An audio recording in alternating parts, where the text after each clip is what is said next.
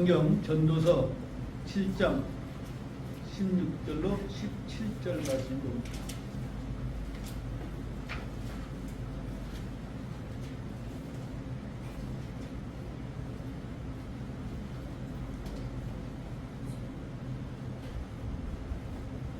전도서 7장 16절로 17절입니다. 찾으셨으면 두 구절을 같이 읽도록 하겠습니다. 지나치게 의롭게 되지도 말고 스스로 지나치게 지혜롭게 되지도 말라. 네가 어찌하여 너 자신을 파멸시키려 하느냐. 너는 지나치게 사악하게 되지도 말고 어리석게 되지도 말라. 내가 어찌하여 내 때가 오기도 전에 죽으려 하느냐. 아멘. 잠깐 기도하겠습니다.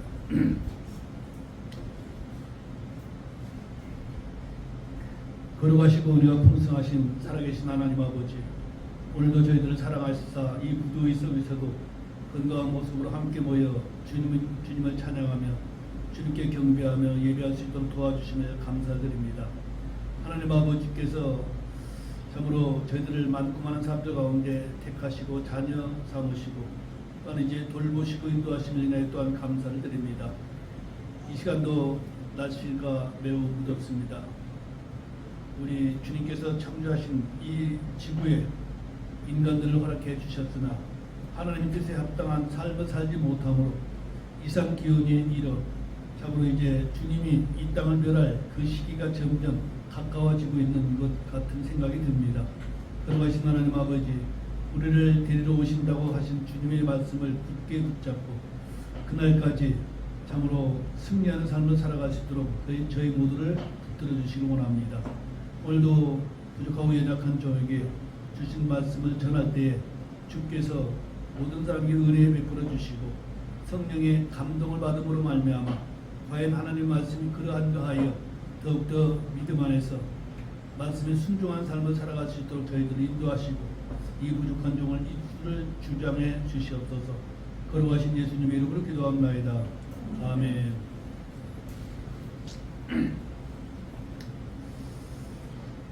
제가 지난 7월 17일 대구 모임에 갔다가 와서 설교를 준비하게 됐습니다. 그래서 공교롭게도 7월 23일 대체 주기무가 형제가 인용한 성경 구절이 많이 겹치게 될 것입니다. 세상 말로 하면은 표절이라 말할 수도 있겠는데, 그러나 같은 믿음, 같은 성경을 사용하니 주제가 비슷하면은 동일한 성경 구절을 인용하는 것은 당연한 일이 될 것이라 생각합니다. 감안하시고 들어주시기를 바랍니다. 대한민국 정부에서는 국민들의 노후 보장으로 여러 가지 연금 제도를 실행하고 있습니다. 처음에는 공무원들로 시작하여 이제는 일반 직장인들과 소상공인들에게도 노후를 대비하여 연금을 들도록 권장을 하고 있습니다.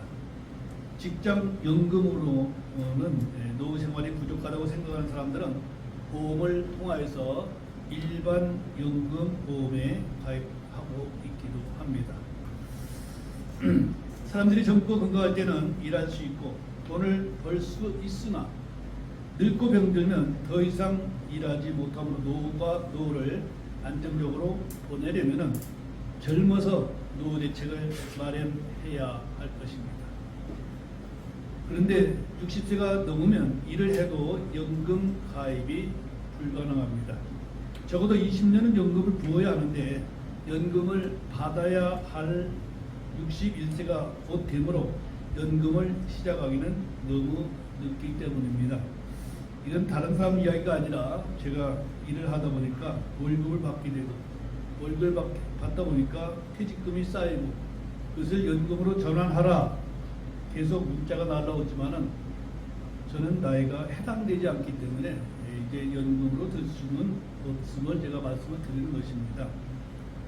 제가 지난달 가장 좋은 노후 대책이라는 제목으로 설교하면서 확실한 노후 대책은 예수 그리스도를 자신의 구원자로 믿고 받아들여 영원한 생명을 얻는 것이며 주께서 자신을 믿는 자들을 먹이고 입히신다는 약속을 믿고 근심 걱정하지 하지 않는 것이다. 그렇게 말씀을 드렸습니다. 마태복음 6장을 한번 찾아보겠습니다. 마태복음 6장 25절 주께서 하신 말씀을 보겠습니다. 어떻게 제 생각에는 마이크가 안 된 것 같아요. 마이크로 더 밀어봐 주시죠. 네, 그런 거 잘 와. 네, 좀 나네. 말씀을 빨아들이지 않고 튀기는 것 같아가지고. 네, 마태복음 6장 25절에 그러므로 내가 너희에게 이르노니 너희 생명을 위해 너희가 무엇을 먹을까 혹은 무엇을 마실까 또 너희 몸을 위해 너희가 무엇을 입을까 염려하지 말라. 생명이 음식보다 소중하고 몸이 옷보다 소중하지 아니하냐 그렇게 말씀하셨습니다. 우리가 세상을 살아가는데 가장 필요한 것이 입는 것과 먹는 것과 잠자는 집, 이걸 뭐라고 하죠? 의식주라고 합니다. 자, 이것들로 사람들의 삶의 질을 평가하게 됩니다. 우리 주위에도 가난한 사람들과 부자들의 차이는 얼마든지 볼 수가 있습니다. 가난한 사람들은 언제나 입을 것과 먹을 것과 살아갈 집을 걱정하게 됩니다. 그런데 주님은 말씀하시기를 26절 다 같이 한번 읽어봅시다. 마태복음 6장 26절 시작. 공중의 날짐승들을 보라. 그들은 씨 뿌리지 아니하고 거두지도 아니하며 모아서 곡간에 넣지도 아니하지만 너희 하늘 아버지께서 그들을 먹이시나니 너희는 그들보다 훨씬 더 낫지 아니하냐 하셨습니다. 그렇다고 사람이 일하지 않아도 된다는 말씀은 아닙니다. 사람은 창조된 때로부터 일을 했습니다. 에덴 동산이 낙원이라고 일하지 않아도 된다는 생각은 잘못입니다. 많은 그리스도인들이 에덴 동산에 살면 놀고 먹는다고 생각하는 사람들이 의외로 많습니다. 하나님께서 첫사람 아담에게 맡기신 일이 무엇입니까? 성경 기록을 보시면은 창세기 1장 26절에는 하나님의 모든 창조물을 지배하는 일을 맡기셨습니다. 창세기 1장 28절에는 다산하고 번성하여 땅을 가득 채우고 정복하는 일을 맡기셨습니다. 이 일에는 우리 김동환 형제가 붙들죠. 자, 창세기 2장 15절에 가서는 에덴 동산을 가꾸고 지키는 일을 아담에게 맡기셨습니다. 그러나 첫사람 아담은 지나친 욕심 때문에 실패하고 말았습니다. 하나님의 명령을 넘어가면 주께서 주신 복을 누리지 못하고 아담처럼 낙원에서 쫓겨나는 신세가 되고 맙니다. 이는 오늘날도 마찬가지입니다. 내게 있는 것으로 만족하지 않고 더 가지려고 욕심을 내면 지금 가지고 있는 것마저도 다 모두 잃게 됩니다. 가난한 자와 부자는 옛적부터 있었고 지금도 있으며 세상이 끝나는 날까지 있을 것입니다.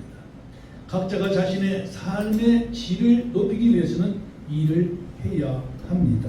일하지 않는 자는 먹지도 말라 그렇게 말씀을 하고 있습니다. 데살로니가후서 3장 10절에서 우리가 너희와 함께 있었을 때에도 너희에게 이같이 명령하여 누구든지 일하려 하지 아니하거든 먹지도 말라고 하였노라 그렇게 기록하고 있음을 보게 되죠. 우리를 구원하러 오신 주께서도 일하시고 또한 창조주 하나님께서도 지금까지 일하신다고 주님 말씀하고 계십니다. 요한복음 5장 17절에서 그러나 예수님께서 그들에게 응답하시되 내 아버지께서 지금까지 일하시니 나도 일한다 하시네. 이처럼 누구나 일을 해야 합니다. 주님은 일하지 않고 게으르며 말 많은 수다쟁이들을 몹시도 싫어하십니다. 자, 디모데전서 5장 13절에 14절을 보겠습니다. 여러분들이 거룩하게 앉아서 거룩하게 눈 감고 계시면은 거룩한 말씀을 잘 전하기 어렵습니다. 자, 주님은 어떤 자들을 싫어하시는가? 디모데전서 5장 13절 14절 다 같이 읽겠습니다. 또한 그들은 게으르게 지내는 것을 배워 집에서 집으로 돌아다니며 게으를 뿐만 아니라 또한 수다쟁이와 참기나기 좋아하는 자가 되어 자기들의 말에서는 안 될 것들을 말하나니 그러므로 나는 젊은 여자들이 결혼해서 아이들을 낳고 가정을 꾸며 비방할 기회를 대적에게 전혀 주지 않기를 원하노라. 아멘. 자, 심지어 게으른 자는 개미에게 가서 배우라, 그렇게 말씀을 하고 있습니다. 이번엔 잠언서 6장으로 가겠습니다. 여러분들이 너무나도 잘 아는 구절인데 잠언서 6장 6절부터 11절입니다. 우리가 성경을 통해서 무엇을 배울 것인가, 또한 주님께서 우리에게 무엇을 가르치고 계신가, 이런 이 말씀들을 보면서 실제로 내가 이 말씀을 주님께로 받는다고 생각하면서 이제 읽어야 할 것입니다. 자, 잠언서 6장 6절부터 11절까지 같이 읽겠습니다. 너 게으른 자야, 개미에게 가서 개미의 길들을 깊이 살펴보고 지혜로운 자가 되라. 개미는 인도하는 자도 감독도 없고 치리자도 없지만 여름에 자기 먹을 것을 예비하며 수확 때에 자기 양식을 모으느니라. 오 게으른 자야, 네가 어느 때까지 자려느냐? 네가 어느 때에 잠에서 일어나느냐? 좀 더 자자, 좀 더 졸자, 손을 모으고 좀 더 자자 하고 말하면 네 빈궁이 여행자같이 네 궁핍이 무장한 자같이 오리라. 그랬습니다. 개미는 인도자도 감독자도 치리자도 없지만 스스로 알아서 열심히 일합니다. 여러분들이 직장 생활을 할 때 어떤 일을 어떻게 하는가?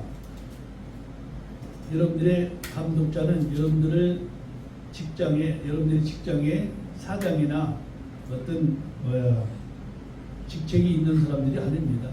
우리 그리스도인들은 항상 주께서 우리를 감독하십니다. 여러분들이 일할 때마다 나를 지켜보시는 주님 앞에 일한다는 생각을 갖고 일을 해야 마땅하다고 봅니다. 일할 수 없는 겨울이 오기 전에 수학 때에 열심히 모아 저장을 합니다. 이처럼 여러분들도 시키는 자가 없어도 젊을 때 스스로 알아서 일을 해야 하며 인생의 겨울이 오기 전, 즉 늙고 병들기 전에 열심히 일하여 절약하고 저축을 해야 합니다. 학생들이 열심히 공부해야 합니다. 젊은이들은 스스로 열심히 일을 해야 합니다. 그러면 주께서 잘 입히시고 잘 먹이시고 좋은 집에 살게 해 주실 것입니다. 주님의 말씀을 믿는다면서 아무런 일도 하지 않고 하늘만 쳐다보며 주께서 입히시고 먹이시고 잠자를 주신다고 믿는다면 성경의 어느 한 구절만 믿고 다른 말씀은 믿지 않는 꼴이 될 것입니다. 저도 열심히 일하며 살았고 지금도 잘 살고 있습니다. 그러나 노후대책연금을 준비하지 못했으므로 나이가 들수록 앞날을 걱정하게 되므로 자문의 아무리 기도를 좋아하고 또한 주께서 그렇게 해 주시기를 기도하고 있는 것입니다. 지난번에도 읽었지만 다시 한번 내 입장이라고 생각하시고 같이 한번 읽어보도록 하겠습니다. 잠언서 30장 7절로 9절입니다. 이건 비록 나이 많은 저에게 해당되는 것이 아니라 여러분들도 나이를 먹어가고 있고 언젠가는 저와 같은 나이가 될 것입니다. 자, 잠언서 30장 7절로 9절입니다. 다 같이 읽겠습니다. 내가 두 가지 일을 주께 요청하였사오니 내가 죽기 전에 그것들을 내게 주시기를 거절하지 마시옵소서. 헛된 것과 거짓말을 내게서 멀리 옮기시며 나를 가난하게도 마시고 부하게도 마시며 내게 알맞은 양식으로 나를 먹이시옵소서. 내가 배불러서 주를 부인하고 말하기를 주가 누구냐 할까 염려하오며 또는 내가 가난하여 덧질하고 내 하나님의 이름을 헛되이 취할까 염려하나이다. 그랬습니다. 아브는 적당한 것이 무엇인지를 잘 알고 있는 사람입니다. 지나친 것이 무엇인지를 아는 사람입니다. 사람들이 자기 분수를 안다는 것이 그렇게 쉽지만은 않습니다. 욕심은 끝이 없고 채울 길이 없습니다. 누구나 부유하고 잘 사는 것을 추구합니다. 누구나 궁핍한 것보다는 넉넉한 것을 좋아합니다. 가난한 집에서 태어나 가난하게 살아가는 사람들은 그 가난에서 벗어나려고 몸부림을 치며 열심히 일하고 돈을 법니다. 그런데 오랫도록 가난하게 살아온 사람은 어느 정도 돈을 벌어도 자신이 부자가 된 줄도 모르고 더욱더 많이 가지려고 몸부림을 칩니다. 이는 비록 재물뿐만이 아닙니다. 지혜와 지식과 명예와 권세도 동일합니다. 배움은 매우 좋은 것이지만 끝이 없습니다. 공부의 열정이 있고 지식을 추구하는 사람들은 초등학교, 중학교, 고등학교의 의무교육을 다 마치고 대학과 대학원을 가고 석사, 박사가 되어도 만족하지 못하고 외국에 유학까지 갑니다. 지식을 쌓고 명예를 얻어 최고의 자리에 올라가야겠다는 생각에서 헤어나지 못하면 오히려 불행해지는 것입니다. 정도를 넘는 지나친 지혜와 지나친 지식은 행복이 아니라 근심과 슬픔을 더해 준다는 사실입니다. 지혜가 부족하면 하나님께 구하면 됩니다. 하나님께서는 지혜를 구하는 자들에게 꾸짖지 아니하시고 너그러이 주신다고 말씀하십니다. 그러나 지혜도 너무 많으면 근심도 많습니다. 전도자는 자기의 경험을 말합니다. 자, 전도서 1장 18절 보겠습니다. 이 전도서를 기록한 자는 솔로몬이죠. 전도서 1장 18절입니다. 지혜가 많으면 근심도 많나니 지식을 늘리는 자는 슬픔을 늘리느니라 했습니다. 이것은 이 말씀은 우리가 보통 생각하는 것과 전혀 다르죠. 지혜가 많으면 얼마나 좋습니까? 그런데 지혜가 많으면 근심도 많다라고 말하고 있습니다. 이것은 지나치게 많다는 것을 얘기하는 것이고, 지식을 늘리는 자는 슬픔을 늘리느니라. 지식이 있으면 참 좋은 것 같습니다. 똑똑한 사람들 얼마나 부럽습니까? 그런데 그에게 슬픔도 있다는 사실을 말해주고 있습니다. 이는 정도의 지나친 것을 말합니다. 공부가 지나치면 행복하지 않고 오히려 슬프고 피곤합니다. 경험자들의 말을 귀담아 듣고 참고하면 큰 유익이 있습니다. 정치를 하고 권력을 맛본 사람들도 마찬가지입니다. 동네에 구의원을 한 사람은 시의원을 하려고 더 나아가 도의원을 거치면 국회의원을 하려고 합니다. 거기서 멈추지 않고 한 나라의 대통령을 해보려고 모든 정력과 물질을 쏟아붓습니다. 그러다 망한 사람들 대단히 많습니다. 이는 종교이라고 다르지 않습니다. 더 나아가 그리스도인들이라고 크게 다르지 않습니다. 모든 육신의 본성이 그러하기 때문입니다. 저는 평생 미자립 목회를 했습니다. 이는 한마디로 능력이 없다는 말입니다. 교회를 세웠으면 다른 교회의 지원이나 도움을 받지 않고 자생하는 것을 자립교회라 그렇게 말을 합니다. 자립하지 못한다는 것은 사람들 앞에서나 교회들 앞에서나 하나님 앞에서 떳떳하지 못한 일입니다. 그럼에도 불구하고 힘으로도 능으로도 할 수 없는 부분이 있다고 변명할 수밖에 없었습니다. 저는 오늘 없는 자의 변명이라기보다는 정도보다 지나친 부분에 대해서 이야기해 보려고 합니다. 그래서 사자성어에 과유불급이란 말을 오늘 칠판에 적어봤습니다.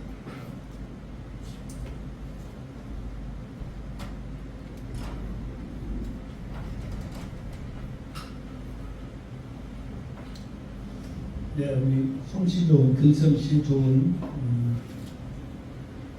박시훈 자매가 썼습니다. 자, 이것은 여러분들이 잘 아시겠지만은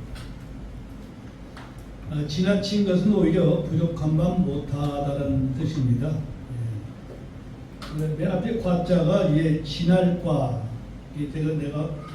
우리가 이제 흔히 쓰는 말 중에 너무라는 말을 잘 쓰잖아요, 그죠?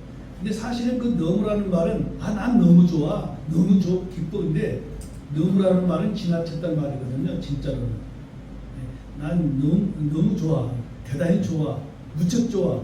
근데 너무 그러면 이미 지나쳤다. 지나쳤다는 얘기입니다. 한도를 지나쳤다는 얘기인데 어쨌든 이 과자는 이제 지나칠 과, 지나치다 또는 빠져나가다, 여유가 없다, 심하다 뭐 이런 표현인데요. 그 다음에 오히려 오히려는 적당해가 아니라 넘어버린 거예요. 오히려 유. 그 다음에 아니 불자는 여러분들이 잘 알죠, 그죠? 아니다. 그건 아니야. 근데 미치다, 이르다, 미치게 하다. 그래서 과요, 불급 그러면은 너무 많은 것이 모자란만 못하다. 이런 뜻이라고 제가 말씀을 드립니다. 그러므로 저는 적당히 가난한 것도 하나님이 주신 복이라 그렇게 생각을 합니다. 모든 인간은 아담으로부터 물려받은 욕심에 사로잡혀 있습니다. 욕심이 사람의 근본 뿌리, 즉 인간의 본성이라고 여겨집니다. 에덴 동산 가꾸고 지키라고 명령받은 아담은 선악을 알게 하는 나무에서 나는 것 외에 모든 나무에서 나는 것을 마음대로 먹어도 되는 환경에서 부족함이나 불만 없이 살았는데도 불구하고 마귀의 속삭임을 듣고 신들과 같이 되고자 하는 욕심이 이끌려 하나님의 명령을 거역하는 죄를 짓고 말았습니다. 그러므로 아담의 모양과 아담의 형상으로 태어난 모든 사람들은 각자가 자기 욕심을 채우기 위해 살아간다고 해도 과언이 아닐 것입니다. 지구상엔 230여 개의 나라가 있습니다. 그 나라들 가운데 이 대한민국은 이제 10위권의 경제력을 자랑할 만한 부유한 나라가 되었습니다. 이번 잼버리에도 170개 국에서 이 대한민국의 발전상을 보기 위해서 참석한 사람들이 4만 3천 명이나 되죠. 그래서 날씨가 도와주지 않고 또 이제 준비가 많이 미숙해서 미국과 영국 사람들 다 떠나기로 작정을 했는데 나머지를 어떻게 잘 운영하느냐 그래서 나라에서 초비상이 걸린 것 같습니다. 아무튼 북한은 몰라도 남한은 먹을 것이 없어서 굶어 죽는 사람은 없으리라 그렇게 생각을 합니다. 그럼에도 불구하고 좀 더 나은 삶을 추구하며 피 터지는 경쟁에 시달리고 있는 것이 사실입니다. 물론 좋은 의미로는 살아있는 생명력의 증거라고도 말할 수 있겠습니다. 그러나 거듭난 성도들은 새 사람이 되었으므로 하나님의 자녀로서 하나님의 말씀에 합당한 삶을 살아야 합니다. 주님은 사도 바울을 통해서 그렇게 말씀하십니다. 디모데전서 6장 8절로 10절입니다. 먹을 것과 입을 것이 있으면 우리가 그것으로 만족할 것이니라. 그러나 부유하게 되려는 자들은 사람들을 파멸과 멸망에 빠지게 하는 시험과 올무와 여러 가지 어리석고 해로운 욕심에 떨어지나니 이는 돈을 사랑함이 모든 악의 뿌리이기 때문이라. 어떤 자들이 돈을 탐내다가 믿음에서 떠나 잘못을 범하고 많은 고통으로 자기를 찔러 꿰뚫었도다. 그렇게 기록하고 있습니다. 아마도 돈을 싫어할 사람은 없을 것입니다. 누구나 돈을 좋아합니다. 저도 돈을 좋아합니다. 그러나 돈을 지나치게 탐내거나 사랑할 만큼 돈에 얽매이면 파멸과 멸망에 빠지게 되는 것입니다. 성경 인물 가운데 부귀영화를 누린 대표적인 인물은 단연코 솔로몬을 능가하는 인물은 없을 것입니다. 그는 하나님께서 주신 특별한 지혜로 전쟁을 해보지 않고도 세계를 지배한 인물로 유명합니다. 당시 세상에서 가장 지혜롭고 가장 부유하고 가장 강한 권력을 가진 자로서 인근 나라들로부터 조공을 받으며 세상을 두려움으로 떨게 한 인물이기도 합니다. 그것이 지나치다 보니까 자신에게 지혜를 주신 하나님을 두려워하기보다는 하나님의 명령을 어기고 교만한 자가 되고 결국은 하나님께 버림받게 되었습니다. 이것이 곧 모자람만 못하다는 과유불급이라 할 수가 있습니다. 자, 솔로몬 왕이 되었을 때 처음은 그가 어떠했는가? 아주 겸손했습니다. 자, 우리 잘 아는 사실이지만 열왕기상 3장으로 가서 좀 깁니다만 5절로 13절까지 이제 솔로몬과 하나님 사이에 어떤 대화가 있었고 어떤 것을 하나님께서 주셨는가, 또 솔로몬이 처음 왕이 되었을 때에는 어떠했는가를 살펴보도록 하겠습니다. 열왕기상 3장 5절로 13절입니다. 제가 읽으면서 여러분들이 눈으로 따라 읽으시면 되겠습니다. 기브온에서 밤에 주께서 꿈으로 솔로몬에게 나타나시고 하나님께서 이르시되 내가 내게 무엇을 주어야 할지 구하라 하시므로 솔로몬이 이르되 주의 종 내 아버지 다윗이 진리와 의와 올바른 마음으로 주와 함께 주 앞에서 걸은 대로 주께서 그에게 큰 긍휼을 베푸셨고 또 주께서 그를 위해 이 큰 친절을 간직하사 이날 드러난 것과 같이 그의 왕좌에 앉을 아들을 그에게 주셨나이다. 이제 오 주의 하나님이여 주께서 주의 종을 내 아버지 다윗을 대신하여 왕이 되게 하셨으나 나는 단지 작은 아이라 나가거나 들어올 줄을 알지 못하오며 주의 종이 주께서 택하신 주의 백성 한가운데 있나이다.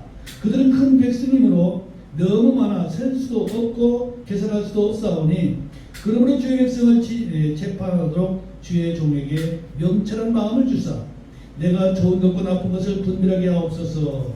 이같이 큰 주의 이 백성을 누가 재판할 수 있나이까 하니라. 솔로몬이 이것을 구하며 주께서 그 말을 기쁘게 여기셨으므로 하나님께서 그에게 이르시되 네가 이것을 구하였으며 너를 위해 장수하는 것도 구하지 아니하고 너를 위해 부도 구하지 아니하며 네 원수들의 생명도 구하지 아니하고 오히려 너를 위해 판단의 공의를 분별하기 위한 명철을 구하였으니 보라 내가 네 말대로 행하였느니라. 보라 내가 네게 지혜롭고 명철한 마음을 주었으므로 너 이전에도 너와 같은 자가 없었고 너 이후에도 너와 같은 자가 일어나지 아니하리라.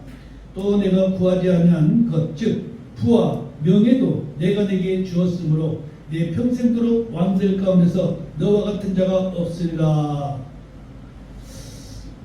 저는 꿈에 하나님께서 저를 안 부르시더라고요. 내가 나한테 뭘 줄까? 근데 저는 아마 솔로몬하고 좀 다르게 벌을 좀 주세요. 그렇지 않았을까? 이제 그렇습니다만 아무튼 솔로몬이 처음 왕이 되었을 때는 나는 단지 작은 아이라 나가거나 들어올 줄 알지 못한다. 이렇게 자기가 낮추고 겸손했습니다. 그리고 하나님께서 주신 이 왕국을 잘 다스릴 지혜를 달라. 근데 주님께서 너무 기뻐하셔가지고 그가 구하지 않은 것들도 많이 주셨습니다. 이처럼 겸손하여 주님을 기쁘시게 하던 솔로몬이 부귀 영화를 누리게 되니 그의 마음이 높아져서 하나님을 두려워하지 아니하며 그가 하나님을 떠나 죄를 짓기 시작하여 이방 여인들을 사랑하고 그녀들을 아내로 받아들여 하나님의 명령들을 버렸습니다. 하나님께서는 이스라엘 백성들이 자기들의 왕을 사람으로 세울 줄 아시고 그들을 다스릴 왕이 지켜야 할 법을 이미 오래전에 주셨습니다. 자, 하나님께서 이스라엘 백성들에게 왕이 있을 텐데 그 왕이 해야 될 일이 무엇인가? 신명기로 가보겠습니다. 신명기 17장 17절을 보겠습니다. 신명기 17장 17절.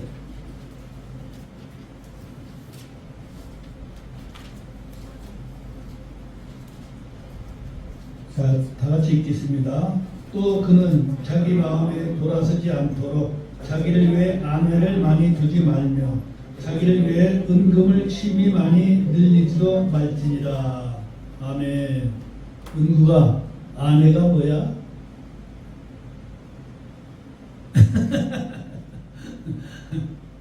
아빠의 아내는 누구야? 저기 계신 분. 아주 잘하네. 자, 그런데 솔로몬은 부귀영화를 누리게 되므로 하나님의 명령을 거역하고 수많은 이방 여인들을 아내로 맞았으며 그네들의 힘들을 따르는 죄들을 짓게 되었습니다. 자, 퀴즈를 하나 낼게요. 지금은 왕이 세상을 다스리는, 우리나라를 다스리는 시대는 아닙니다. 근데 우리나라를 최고 통치자는 대통령이죠, 그죠?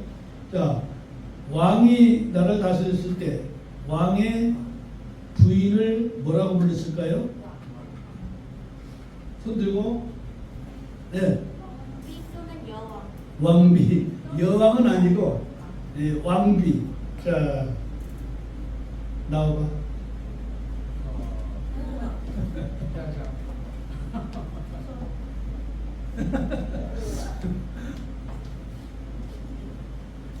자, 우리 똑순이가 다 해내면 안 되는데. 자, 그렇다면은 솔로몬이 여러 아내를 데리고 살았는데 솔로몬의 왕비가 몇 명인지 아는 사람? 와, 성경 항상 읽는데 모르겠어요? 그러면 솔로몬의 전부 아내 전부가 몇 명인지 아는 사람?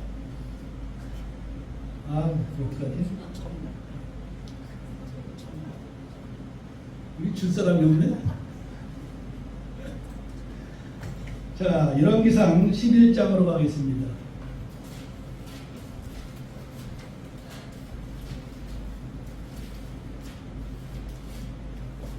열왕기상 11장 3절부터 5절까지 보겠습니다.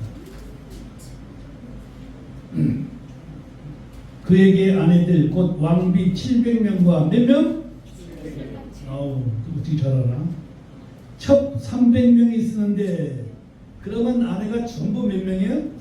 1000명. 네.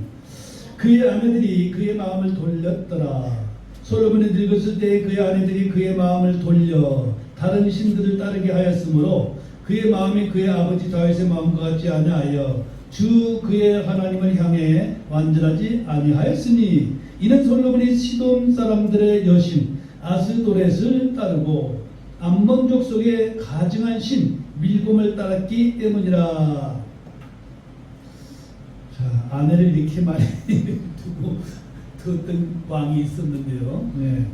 솔로몬은 지나친 지혜와 누구도 넘볼 수 없는 지식과 과도한 권세와 부귀영화를 누리며 교만하고 타락하여 죄를 짓고 결국 주님께 버림을 받았습니다.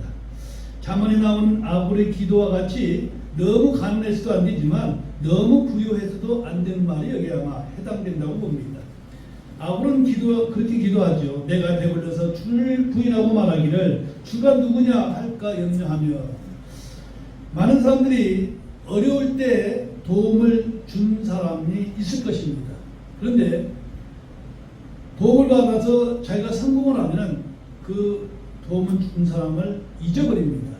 그래서 모든 사람들이 누구는 그렇고 누구는 안 그렇다가 아니라 사람들의 속성이 다 은혜는 잊어버리고 자기에게 해를 끼친 사람은 잊어버리지 않습니다. 그래서 원수는 기억하되 은혜는 잊어버린다. 우리는 그렇게 살아면 안 되고 하나님께서는 은혜 베푼 자를 잊어버리지 말고 원수는 잊어버리라 그렇게 말합니다. 왜? 원수는 하나님이 갚아주시기 때문에 내가 대적해서는 안 되는 것이죠. 자, 잠언에 나오는 아굴의 기도를 여러분들이 늘 기억을 하시면서 이제 솔로몬과 같이 되지 말아야 할 것을 마음판에 새겨 두시기를 바랍니다. 전에 독재 정치를 하던 대통령들의 최후가 어땠는가? 학생들은 잘 모르겠지만 이제 성년들은 잘 아실 것입니다. 욕심의 끝은 비참합니다. 저는 정치인들 뿐만 아니라 유명한 목사님들의 비참한 말로를 많이 보아왔습니다. 타락한 목사님들도 처음엔 가난과 겸손과 눈물과 기도로 교회를 일으키고 오직 주님을 의지하고 수고와 고생을 하다가 교회가 부흥하고 성도들이 많아지고 명의도 얻고 물질도 풍부해지면 자신도 모르는 사이에 교만해지고 부정축제와 음란의 스캔들로 세상 사람들의 조롱거리가 된 것을 너무 많이 보아왔습니다. 부와 명예와 권력이 분수에 넘치게 되면 자신은 그동안 고생했으니 당연히 이 정도는 누려도 된다는 마음이 그만 교만으로 빠지게 한 것입니다. 그런 면에서 적당히 부족하고 적당히 가난한 것이 축복이라 생각할 때가 많습니다. 저는 지난달 그러니까 7월 17일 대구 말씀심리교회 목사 임직식에 다녀왔습니다. 금년 62세 되신 형제님이 감독의 직무를 사모하여 목사 안수를 받는 자리에서 저는 감동을 받았습니다. 제가 목사 안수 받을 때의 나이가 41살로 그때 당시도 너무 늦었다고 생각하여 안수 받기를 두려워했었는데 그 형제는 주께서 자신을 신실하게 여기시고 사역을 맡기심에 감사하는 모습을 보고 깨달은 바가 아주 많았습니다. 믿음이란 그런 것입니다. 나이가 몇 살이 됐든 몇 년을 쓰시든 그것은 하나님의 소관이고 우리 하나님을 따르는 자들은 주께서 나에게 무엇을 주셨는지 그에 순종하는 것이 믿음 생활이라 생각을 합니다. 주님의 이런 주께서 주신 지혜와 주님의 말씀을 따라 순종하면 되는 것입니다. 그 안수받은 형제가 믿는 바는 디모데전서 1장 12절에 나를 능력있게 하신 그리스도 예수 우리 주께 내가 감사를 드리나니 이는 그분께서 나를 신실한 자로 여기사 내게 사역을 맡기셨기 때문이라 하신 말씀을 믿고 사역의 길로 나가는 것입니다. 목사 안수식 순서는 대략 사회자의 진행을 따라서 찬송을 한 다음 대표 기도가 있은 뒤에 안수위원 소개와 본교회 성도들의 특별 찬양이 있고 설교가 있은 뒤에 안수위원들이 안수받는 형제에게 두 손을 얹고 기도로 안수하고 안수증 수여와 성도들의 환영의 꽃다발 선물이 있었고 안수받은 자의 간증 및 소감이 있었으며 격려사와 축사가 있은 뒤에 찬송과 기도로 모든 예식을 마치게 되었습니다. 그런데 그 자리에 행사의 한 순서를 맡은 한 형제가 그 행사의 순서에 어울리지 않는 말을 하여 안수받은 형제와 그 교회 성도들에게 많은 충격을 주고 말았습니다. 저는 이 자리에서 그 형제의 이름을 말할 수는 없습니다. 독립침례교회는 총회나 노예 같은 제도화된 조직도 없고 또한 누구의 간섭을 받지도 않는 그야말로 독립된 교회로서 그 교회의 성도들과 그들의 목자로 세운 목양자와 함께 하나님의 말씀을 따라 교회를 세워가는 것인데 안수직의 한 순서를 맡은 그 형제가 그 교회의 재정을 간섭하는 말을 하고 안수받은 목양자에게 자신의 교회와 같은 이름을 쓰는 한 자신과 같은 믿음, 자신과 같은 정체성을 유지해야 한다는 말을 하는 것은 지나친 간섭이라고 저는 생각을 했습니다. 하나님의 부르심을 받은 사역자들은 주께서 각자에게 주신 은사와 능력과 특별한 사명이 있을 터이므로 성경교사나 선별과에서 그 사역자의 목표만을 간섭해서는 안 된다고 생각합니다. 안수받은 형제가 어떤 사람에게는 좋지 않은 부분이 있을지라도 하나님께 쓰시려고 그를 부르시고 택하셨다면 하나님께 맡기는 것이 맞는다고 생각을 합니다. 저도 개인적으로 그 순서를 맡은 그 형제를 좋은 성경교사로 존경하고 사랑합니다. 그는 성경에 대한 지식도 풍부하고 설교도 잘합니다. 그의 인터넷 설교는 여러 나라에 퍼져 있는 동포 성도들에게 인기가 대단히 많습니다. 우리나라 안에서 그의 인터넷 설교를 듣고 성경을 공부한 많은 사람들이 그 형제를 초청하여 성경 사경회도 자주 했습니다. 금년에도 그 형제를 좋아하는 인터넷 성도들의 중심으로 약 120명 정도의 사람들이 모여 사경회를 마친 뒤에 대구 말씀 침례교회 안수례 행사에 참여하게 되었던 것입니다. 나중에 알게 된 일인데 안수받은 형제가 그 형제에게 성경을 배우고 그 형제의 권유로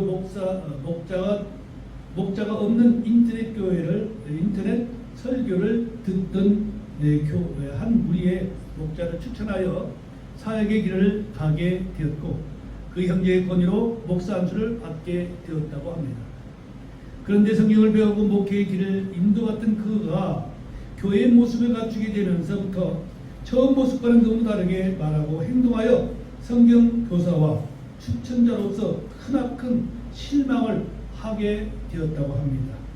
자기가 가르치고 권고하고 추천한 사람이 성경을 배울 때와 다르게 행동하는 것을 보면서 크게 실망하여 그 자리에서 격한 반응을 보였던 것입니다. 자, 그렇더라도 그가 그 형제의 목회관까지 간섭하는 것은 좀 지나치다라고 저는 생각을 했습니다. 왜냐하면 그를 사역자로 부르신 분은 주님이시므로 주께서 그 형제에게 주신 특별한 사명이 있을 것이기 때문입니다. 예수 그리스도 이름으로 안수받은 그 사람은 예수님의 종이지 성경 교사의 종은 아닙니다. 또한 성경 교사로서 목자로 추천한 사람으로서 모든 것을 책임질 수는 없다고 생각을 합니다.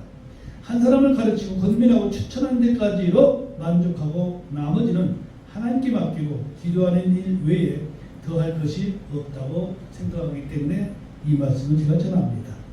내가 낳은 자식도 내 기대와 내 마음대로 되지 않습니다.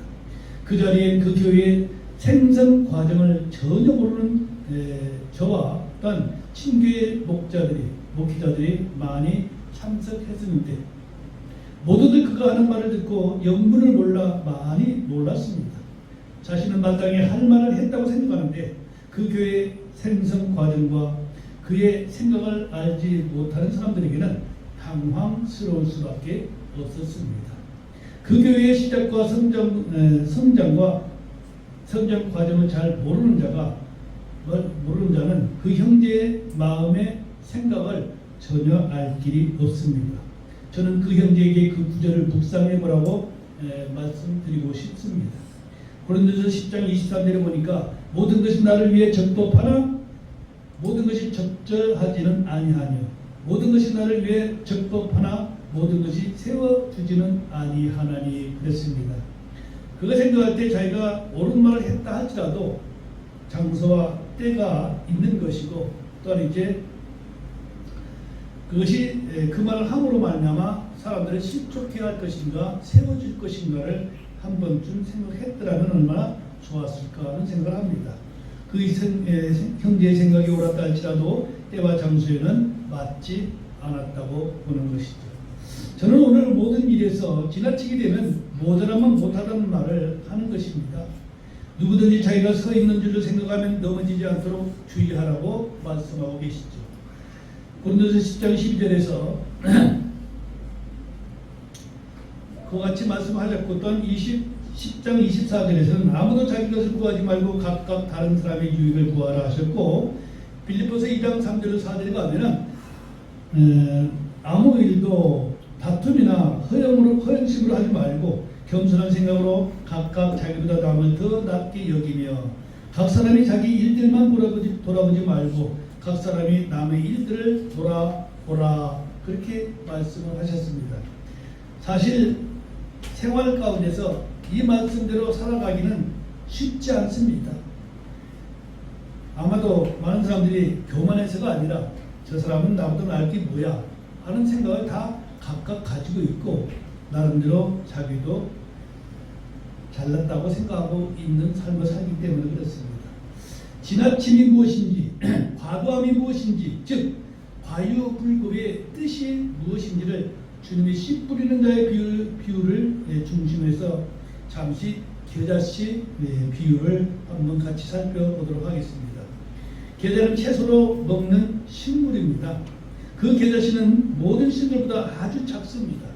그 작은 씨가 땅에 심겨지면 싹이 나고 자라서 사람들에게 채소로 먹을 음식이 됩니다.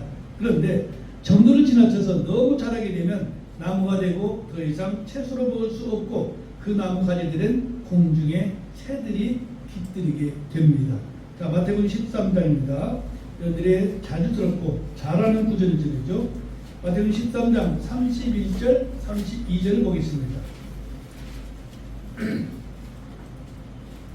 마태복음 13장 31절 32절에 그분께서 다른 비유를 들어 그들에게 이르시되 하늘의 왕국은 마치 어떤 사람이 가져다가 자기 밭에 뿌린 겨자씨 하나와 같으니라.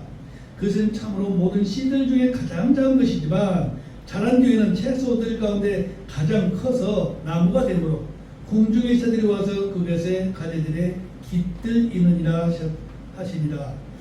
자, 씨 뿌리는 자의 비유에서 공중의 날짐승들을 뭐라고 하시는가? 십분자의 비유를 설명해 주시는 주님의 말씀을 보니까 마태복음 13장 19절에서는 공중의 날짐승들을 사악한 자라고 풀이해 주셨습니다. 그리고 누가복음 8장 12절에서는 마귀라고 풀이해 주셨습니다. 더 나아가서 마가복음 4장 15절에서는 공중의 날짐승들을 사탄이라고 설명하고 있습니다. 자, 채소가 자라나게 돼서 나무가 되면 먹을 수도 없을 뿐더러 오히려 해를 입히게 되는 것을 말해주고 있습니다. 채소가 자라나 나무가 되면 그 가지들의 사악한 자와 마귀와 사탄이 깃들입니다. 이는 기독교를 사칭한 카톨릭과 같은 것입니다. 자, 지나치다라는 말 무슨 뜻입니까? 가고자 하는 목적지를 지나갔다는 말입니다.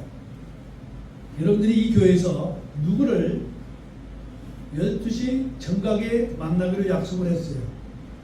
근데 헐레벌떡 뛰어오다 보니까 간판을 보지도 못하고 푹 지나가 버렸어요. 그래서 저 사거리까지 지나가서 보니까 약속 장소를 지나쳐 버렸죠. 그렇죠? 그럼 그 약속을 그 시간에 지킬 수가 없는 것입니다. 자, 정도를 넘어섰다는 말을 지나치다라고 말합니다. 멈춰야 할 곳에서 멈추지 못했다는 것입니다.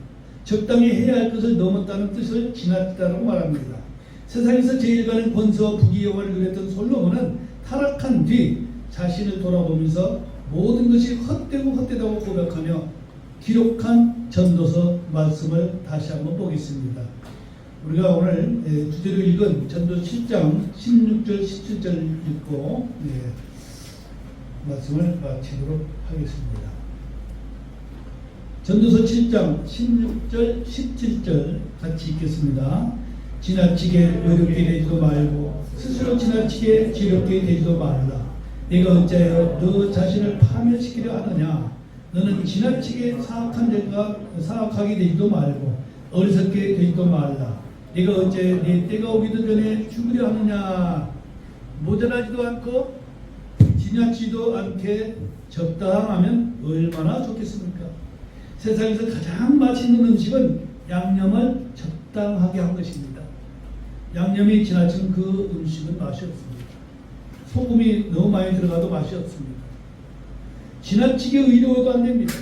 지나치게 지혜로워도 안 됩니다. 지나치게 지식이 많아도 안 됩니다. 지나치게 사악해서도 안 됩니다. 지나치게 어리석어도 안 됩니다. 모든 것이 지나치면 자신을 빨리 죽이게 됩니다. 지나친 것은 죽음을 제쳐가는 것입니다. 적당해야 합니다. 그러니 가진 것으로 만족하는 저와 여러분들이 되시기를 주님의 이름으로 축원합니다. 지난 목사 안수식에서 한 순서를 맡았던 그 형제는 그 축복된 행사에 어울리지 않는 말을 하여 많은 사람들에게 불편을 주었고 안수받은 형제와 그 교회의 지체들에게는 상처를 주었습니다.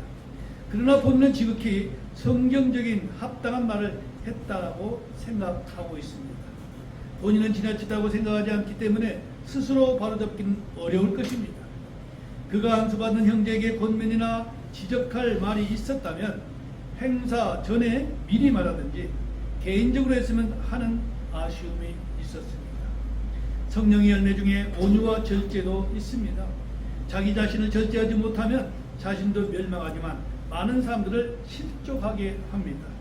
아무리 좋은 말이라도 온유하지 못하면 상처를 줍니다. 부디 여러분들은 지나치지 않는 절제할 줄 아는 지혜로운 온유한 삶을 사시기를 축원합니다. 과유불급은 해악이며 지나치면 돌이키기 어렵습니다. 기도하겠습니다.